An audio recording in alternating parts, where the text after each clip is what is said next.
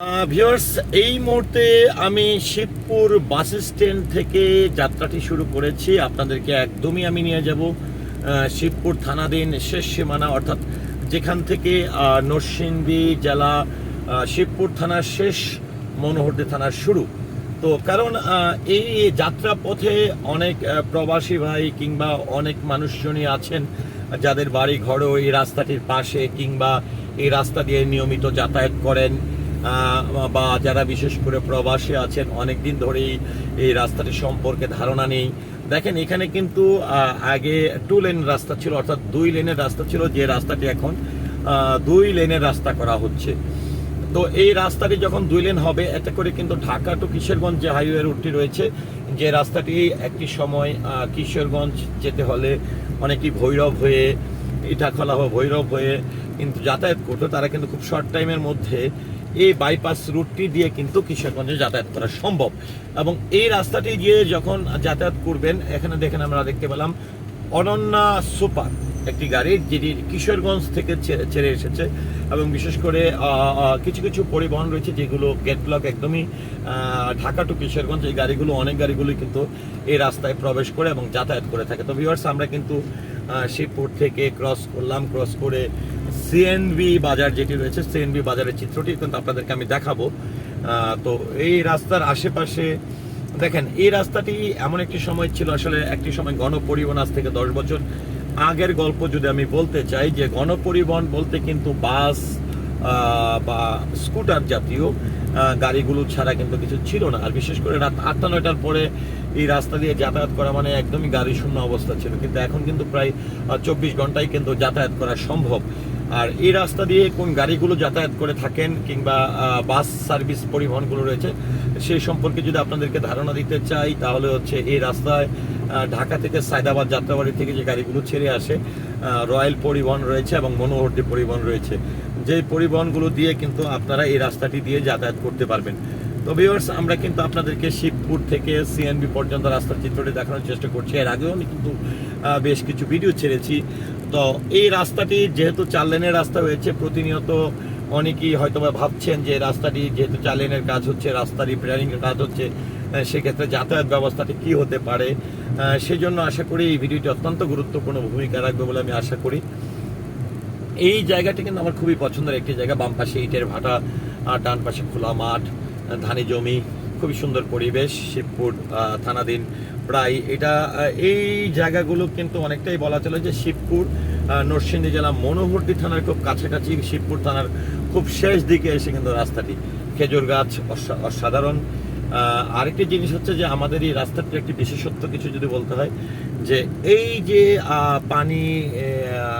পানি বৃষ্টি হলে পানি জমাট হয়ে যেত, 2 পাশে ধানি জমিতে পানি জমাট হয়ে যেত, এই সকল জায়গাগুলো কিন্তু সামনে অনেকটাই সেচের ব্যবস্থার জন্য খুব উপকার হবে। কারণ এই রাস্তাটি যখনই 4 লেনের রাস্তা হচ্ছে, তখনই আমরা দেখছি যে বিভিন্ন জায়গায় যেখানে খোলামেলা রাস্তা রয়েছে কিংবা নিচু জায়গা রয়েছে, সেই জায়গাগুলোতে কিন্তু ছোট ছোট কালভার্ট করা হচ্ছে, যার ফলে কিন্তু এপার থেকে ওপারে পানি সেচের ব্যবস্থা বা পানি এই পার থেকে ওপারে যাওয়া আসা করার ব্যবস্থাগুলো কিন্তু সুন্দর আকারে হচ্ছে।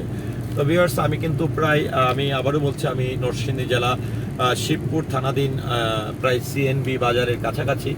শিবপুর বাজার বাস স্ট্যান্ডের পর থেকে আমি এই ভিডিওটি শুরু করেছি এবং আপনাদেরকে রাস্তাটির চিত্র কিন্তু আমি দেখানোর চেষ্টা করছি। এবং এই ভিডিও চিত্রের মাধ্যমে সিএনবি বাজারে অনেক বিশাল আকারের অনেক বড় সড়ো রাস্তা হচ্ছে।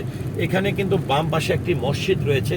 আমি মসজিদটির সাইনবোর্ডে দেখে আপনাদেরকে ধারণা একটু দেওয়ার চেষ্টা করি যে আমি কোন জায়গায় আছি। এটা হচ্ছে বারোগাঁও বাইতুল নূর জামে মসজিদ।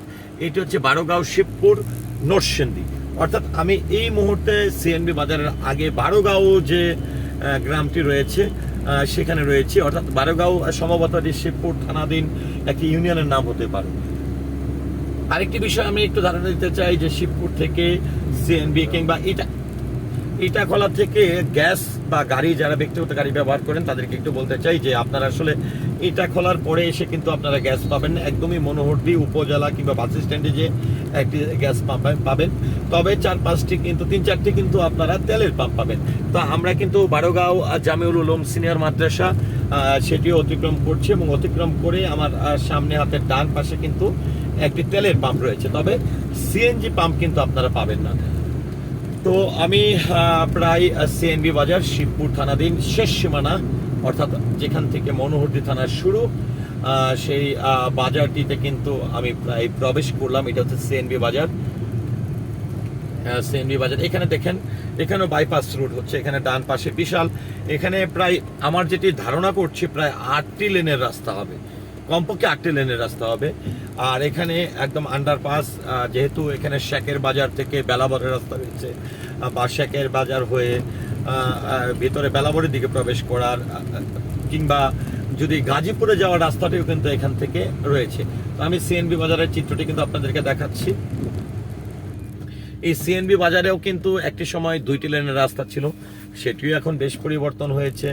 এখানে আমি জানি না কি করবে। এখানে দেখেন, আপনারা মাঝখানে দেখতে পাচ্ছেন, এখানে কিন্তু প্রায় 2 লেনের রাস্তার পাশে কিন্তু বাজার ঘেঁষেই কিন্তু দোকানপাট ছিল, যে দোকানপাটগুলো কিন্তু এখন একদম সরিয়ে ফেলা হয়েছে। আমি কিন্তু আপনাদেরকে সিএনবি বাজারের চিত্রটি দেখাচ্ছি। আর এখানে যেটি হচ্ছে যে সিএনবি বাজারে আমি যে রাস্তাটিতে অবস্থান করছি, এটি হচ্ছে একদমই পুরাতন যে মেন রোডটি ছিল সেটি। আবার ডান পাশের যে রাস্তাটি আপনারা দূর থেকে হয়তো দেখতে পাচ্ছেন, টুকটাক কিছু গাড়ি যাওয়া আসা করছে, এটি একদমই নতুন রাস্তা, যেটি শেখের বাজার থেকে এসে কিংবা আপনারা মনোহরদী থেকে এসে যদি ঢাকাগামী হন কিংবা শিবপুর ইটাখলাগামী হন, তাহলে কিন্তু সেই রাস্তাটি ব্যবহার করতে হবে। তো আমি আপনাদেরকে সিএনবি বাজারের চিত্র দেখাচ্ছি। এখানে প্রচুর পরিমাণের এই যে ইজি বাইক, সিএনজি, অটোরিকশা, এই গাড়িগুলো কিন্তু এখন গ্রামে গঞ্জে কিন্তু প্রচুর পরিমাণের বেড়ে গেছে, যার ফলে কিন্তু এই ছোট ছোট বাজারগুলোতে যানজট লেগে যায়। তো দেখুন, এখানে কিন্তু আন্ডারপাস হচ্ছে, যেটি শেখের বাজার রাস্তা থেকে এসে কিন্তু সহজে ইউটার্ন নিতে পারবে। আর উপরের রাস্তাটি দিয়ে কিন্তু আপনি সহজে Dhaka to Monohardi, Itakhola to Monohardi, Shibpur to মনোহরদীতে সহজে প্রবেশ করতে পারবেন। তো আমি কিন্তু সেটি প্রবেশ করছি, শিবপুর সিএনবি বাজারটি সেটি ক্রস করছি। ডান পাশে দেখতে পাচ্ছেন রাস্তাঘাটের কাজ চলছে, এবং সেই চিত্রই কিন্তু আপনাদেরকে আমি দেখানোর চেষ্টা করছি।